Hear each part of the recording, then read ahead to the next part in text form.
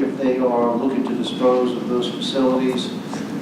We've been advised that that only applies to type 2 charter school situations, and this is not a type 2 charter school situation, it's a type 1, so that statute does not apply. And I offer to be corrected if I mischaracterized that, corrected by our legal counsel. He is shaking his head no, which confirms what you just spoke. Thank you for making that clear, Mr. Garvey. Are there any other members who have any comments about this particular item? Any questions? Any objections? Hearing none, motion passes. What's our next item? Your next item is report by the State Superintendent of Education. Dr. Brumley? For the sake of everyone's time, I will not make remarks other than just simply saying that I'm pleased to have received an effective proficient evaluation, the same as last year, which is the third of 4 ratings, 3 out of 4. Thank you, Superintendent. What's our next item? Next item is report from members of statutory and legislative task forces. So members, I'll start. There's actually a task force meeting going on right now that was created by the legislature that I'm having to miss. But I've let them know that I was spending my time with you all right now. And it is a task force that as soon as I have more information, I will share it with you all. Anyone else? Did you say you were having to miss or happy to miss? I'm not quite sure what came out. Okay, anybody else? Nothing? Oh, yes. Thank you, Mr. Morris. I have several. So first I wanted to provide an update on the Computer Science Education Advisory Commission. So the Computer Science Education Advisory Commission wrapped up its work at the end of July. They approved the content of the report required by Act 541 of the 2022 legislative session. The board can expect to receive the report and recommendations from the commission and the department at October 2nd. So look forward to that. At that time, the board will be able to start the process of developing a state action plan and forming committees that will work to develop Louisiana computer science standards. One other thing, the report addresses the development of state content standards in computer science for grades K through 12, which do not exist today. Coordination of computer science education between elementary and secondary schools, post-secondary education institutions, and the workforce. Computer science requirements for high school graduation, post-secondary entrance, and TOPS eligibility. Computer science pre-service training, certification requirements, teacher training, professional development, and funding strategies and technical assistance grants to public schools for the purpose of creating and expanding computer science courses. So that's coming to us in October. Additionally, I represent BESE at the Environmental Education Committee. Exciting news there that that group drafted and published key principles and concepts for environmental education that Park Forest Elementary School implemented some of those principles in their energy and water conservation work. Tara Mitchell is the principal at Park Forest Elementary. And as a result of that work, the students reduced their overall energy consumption at the school by 41.6%. My next update is from the Law STEM Advisory Council. The Law STEM Advisory Council held a third quarter meeting in Violet, Louisiana at Dockville Farms. Among its many attributes, the center includes a Mississippi River Delta Institute for Educators. That was a learning for me. One thing I thought you guys would really be interested in, there's a couple of things here, but one of them particularly was the region, I think it was Region 1 Law STEM coordinator is Daphne Barnes from the New Orleans area. She developed the Wise Women program. This is women in STEM education. So Daphne spoke to us about this second cohort of Wise Women. These graduates are some of the best and brightest from diverse backgrounds within the greater New Orleans region. There were 20 students in the cohort. There were a number of scholarships and internships that were announced. Additionally, on August 8th of 2023 was the first ever download from the International Space Station to the state of Louisiana. That was conducted in the Lake Charles, at the Lake Charles NASA Astro Camp with our students there. And then my last update from the LASTEM Advisory Council is mark your calendars for October 17th in the Lafayette Cajun Dome, where they expect attendance in excess of 1,000, be the 5th annual LASTEM Summit. So again, that is October 17th, and it's at the Cajun Dome. And the theme is STEM Today, Success Tomorrow.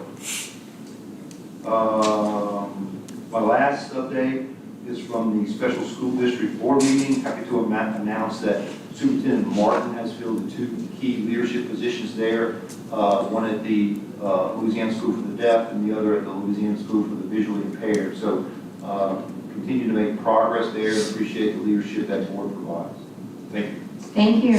And I will say the NASA camps are Profi family approved and recommended. Anybody else? No? All right. Well, what is our next item, Ms. Davis? Your next item is board committee reports. 8G public hearing is 8.1. Mr. Garvey. Public hearings.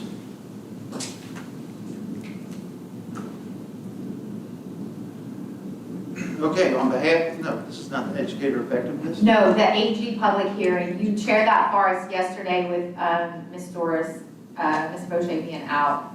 It probably says something like, on behalf of the board, I move to approve the AG item yesterday. That's what I'm not seeing. Okay, this staff is looking for it. But on behalf of the board, I appreciate that all, Mr. Martin. I move To approve. To approve the AG public hearing Minutes, I guess. minutes. And who wants to second that? Thank you, Mr. Mellerman. Is there, okay, Motions 1 through 42. No. I'm sorry. Gotcha. Motion 1. Too much information. thank you. Okay, are there any objections? Hearing none, motion passes. What's our next item? Next item, 8.2, Academic Goals and Instructional and Improvement Committee. That would be Mr. Castile. On behalf of the Academic Goals and Instructional Improvement Committee, I move to approve motions 1 through 14 and 16 through 20, noting that motions 12 through 20 are a notice of intent and pulling motion 15 as a read. Thank you. And I'm not actually going to read it. It's actually to amend one of the sections that was already included in the revision, section 339, but we're amending that amendment yesterday, and that handout has been passed out to you, and we're going to take public comment, and we can discuss it once we have the comment. So we are Okay, I probably need a second on Yes. Mr. Castile. Thank you, Ms. Orange Jones. And we have a public comment card from Ms. Cynthia Posey.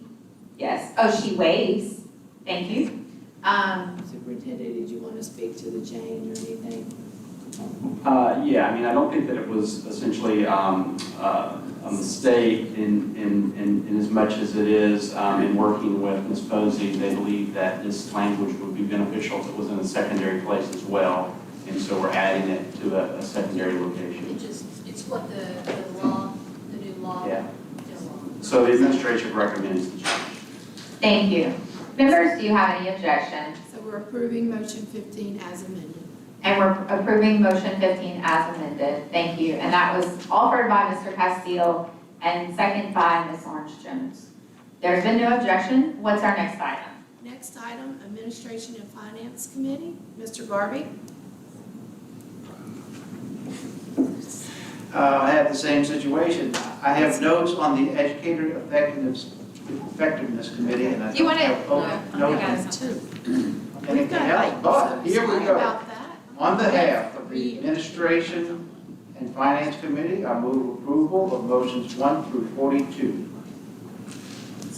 Thank you. Is there a second? Thank you, Ms. Orange Jones. I would ask the staff to recognize my recusals of motions 31, 34, and 36.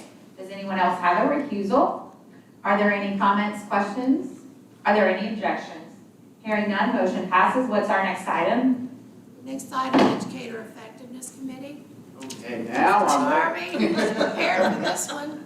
on behalf of the Educator Effectiveness Committee, I move to approve motions 1 through 54, noting that motions 34, 36, and 38 are notices of intent, and motions 35, 37, and 39 are declarations of emergency, and noting that Mr. Garvey is opposed to motion 47. Ms. Holloway, would you be willing to make that motion that Mr. Second. Garvey just made, because he's recusing himself and he can't offer it up? Yes, and we also have Ms. Evans. Yeah, Would you like me to repeat what he just said? no, I think we're good. We get a second. We just need a I'll do second. a second. Well, Sorry, I need, but I we have a need you to recusal. offer the motion since Mr. Garvey's doing the recusal. So we're gonna get. On behalf of the Educator Effectiveness Committee, I move to approve motions 1 through 54, noting that motions 34, 36, and 38 are notices of intent, and motions 35, 37, and 39 are declarations of emergency. And I see a second by Mr. Mellerin, a note and a recusal by myself for motion 16. And Dr. Mr. Davis. I have Dr. Davis has some recusals, and then Mr. Garvey mentioned his recusal and already. Ms. Ellis. Opposed Oh, to motion 47. opposed to motion 47, okay. Okay, And and a then, recusal for Ms. Ellis. and then No, Ms. she's not Ellis. recusing, she just asked me to read it on, she was supposed to read it. We Okay. just- so- I think we've got it together. Are there any objections?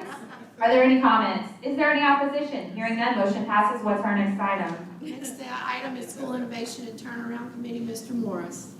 On behalf of School Innovation and Turnaround Committee, I move to approve motions 1 through 7 and pulling motion 8 as a read. Do I have a second? Thank you, Ms. Orange Jones. You want to approve motions 1 through 7? I do. Are there any comments, questions, or objections for 1 through 7? Hearing none, motion passes. And Mr. Morris, I'm going to turn it over to you. Yeah, so I'd like to offer another motion, since we pulled motion 8, the replacement motion, that the School Innovation Turnaround Committee recommends that the board expand the scope of the School Innovation Turnaround Committee meetings at least so that at least 4 times a year we include an agenda item with an update on an existing innovative approach in our schools or discussion regarding a new innovative approach to student learning. Mr. Mallory, would you like to second that? Thank you very much. Are there any questions, comments, or objections to that? Hearing none, motion passes. What's our next item? That concludes your agenda. This meeting is adjourned.